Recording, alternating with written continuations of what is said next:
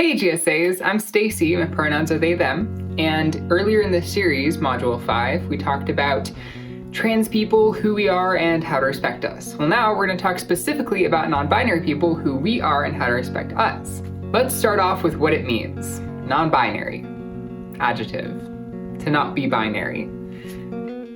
That's it. When presented with the binary options of man or woman, any response apart from 100% man and 100% woman is non-binary, including 99% man, woman but not quite, both man and woman, and neither. That's right, non-binary is one of the broadest, most general categories that can be used to describe humans in Western society. Now, a clarification. Let's ditch last decade's stone-cold takes about umbrella metaphors and make it simple and easy to understand with a Venn diagram. The people who identify with the word trans are in the trans circle, and the people who identify with the word non-binary are in the non-binary circle. And as you can see, there is considerable overlap. Now, because the only requirement for being trans is not fully identifying with your assigned sex at birth, you might think this means that all non-binary people are trans because they fall under the definition. But the truth is, the word trans just doesn't resonate with a lot of non-binary people.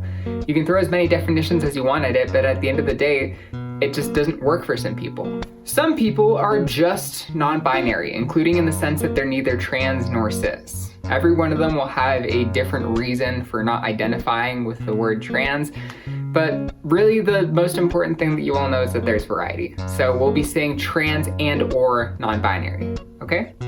Okay. Even if you don't know any non-binary people apart from me, chances are you've heard a couple of things about what it means to be non-binary, and I'd be willing to bet that some of those things are damaging and less than accurate. So, call me Jamie Heineman, because we're about to do some myth busting. And I just dated myself with that reference, okay. True or false? You don't need dysphoria to be trans and or non-binary. What do you think? This one's actually true. You don't need it. It doesn't matter what your gender is, dysphoria is not a requirement to be trans, non-binary, or both. You don't need it. You don't need to suffer to be a part of the club. And those who say otherwise belong to the transmedicalist ideology, which pathologizes transness to the detriment of everyone.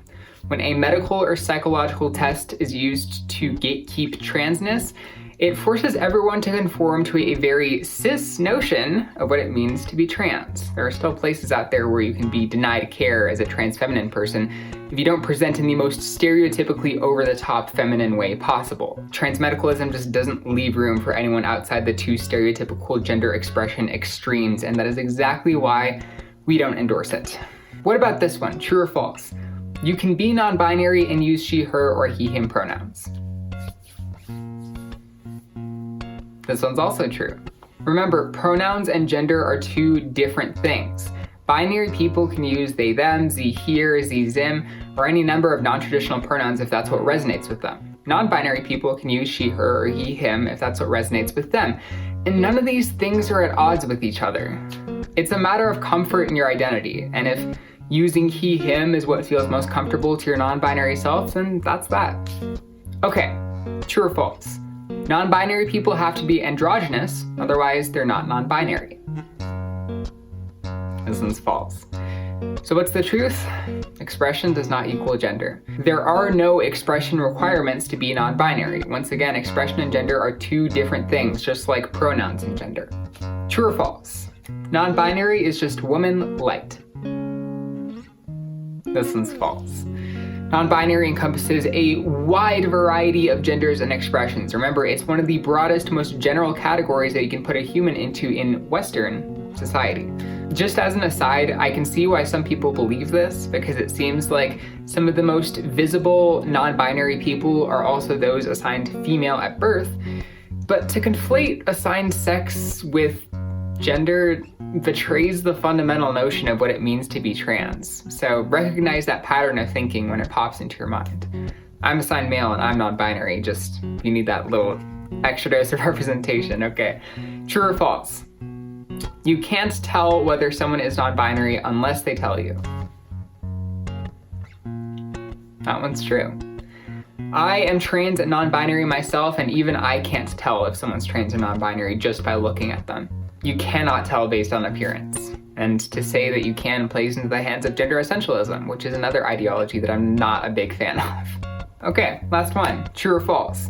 Non-binary people have to transition to a middle ground. That one's false. The truth is that, like binary trans people, non-binary people don't have to undergo a physical transition, but some of them do. And those transitions can really look like anything. From the outside, I had a transition that very much resembled a binary transition, but that's not what it was. I'm still non-binary through and through. Okay, we've cleared up a few things about what it means to be non-binary now, but why is this important? Why do we have to know all this? Why is it important that we know how to interact with and respect our non-binary peers? Well, non-binary folks get erased like all the time. According to the 2015 US Transgender Survey, 44% of non-binary people usually just let others assume that they're a man or woman when that assumption is made about them. Imagine if we were talking about a binary man or woman who didn't speak up when someone got their gender wrong. It'd be ridiculous. But because non-binary folks like me are erased from systems of categorization like IDs, patient forms, and everyday phrases like ladies and gentlemen, nobody really even bats an eye. To be outside a binary is to be erased. To some people, we may as well not even exist. This is why bisexual people, by the way, also suffer a lot more abuse and anxiety because they fall outside the false gay straight binary. In any case, you might be wondering what you can do to help. Lucky for you all, I've come up with another one of my lists. So in no specific order, here are some ways that you can make life easier for your non-binary friends, non-binary acquaintances, and non-binary people that you don't even know.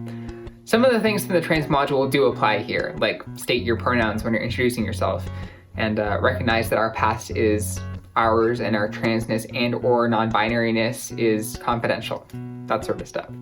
Now here's what's different. Number one, recognize that a lot of us don't want to call attention to ourselves. This isn't true of all non-binary people, least of all me. I love attention. But as I stated earlier, non-binary people get erased all the time. Many of us won't even speak up when people make incorrect assumptions about us because we've been denied that agency through erasure.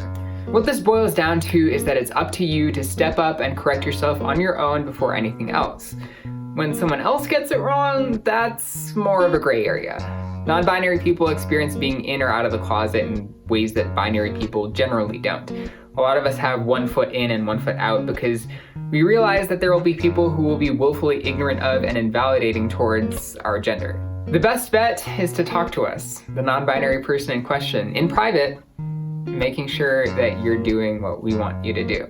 A lot of us would be mortified to have you correct someone on our pronouns in front of the whole room, while others, like myself, would really rather you do it than not. Number two, use they if you don't know someone's pronoun, and use neutral terms if you don't know their gender. This doesn't just apply if you think someone's non-binary, this applies to all strangers and all acquaintances whose pronouns you're unsure of. I feel like I'm gonna get a little bit of pushback on this one. Some of you might be thinking, really, Stacy, everyone? Doesn't that seem a little bit extreme? Well, when you know the reason behind it, it really doesn't. It doesn't matter if you think you know who they are. You can't tell someone's pronoun just by looking at them unless they have a really cool pronoun badge on their top, just like I do. To speak from experience, I'm at the age where a lot of people I knew in high school are starting to figure out that they/them pronouns really suit them the best. When I was in high school, I cringed every time someone referred to me using he/him pronouns, which was every day, mind you. Using they makes the fewest assumptions about any given person, and we do it in passing all the time. I'll give you an example. You walk into an otherwise empty classroom and see a lone backpack sitting on a chair, and what do you say? Someone left their backpack here. Their backpack. See?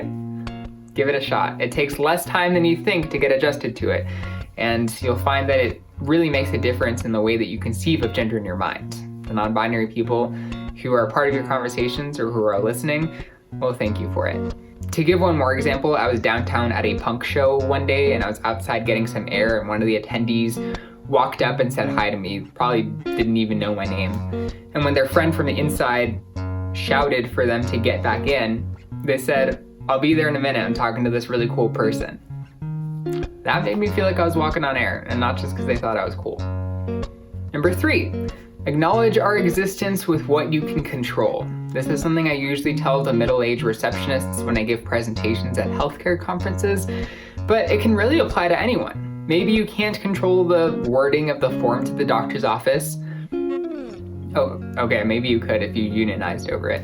But you can control the new character sheets at D&D night. You can control the forms of address you use for an audience instead of just using ladies and gentlemen. You can use neutral terms when you're speaking generally about something. And something you can absolutely control is the kind of media you consume. Do you read works by trans and/or non-binary people? Do you watch films or TV shows with good trans and/or non-binary representation? Do you follow trans and/or non-binary people on social media? All of these things are a lot more important than you might think. For a group as erased as ours, this stuff goes pretty far. By being intentionally diverse with the media you consume, you not only acknowledge but uplift us, and you can learn a lot about what it means to be non-binary even just from a simple follow on Twitter. Not like I would use this video as a shameless plug or anything.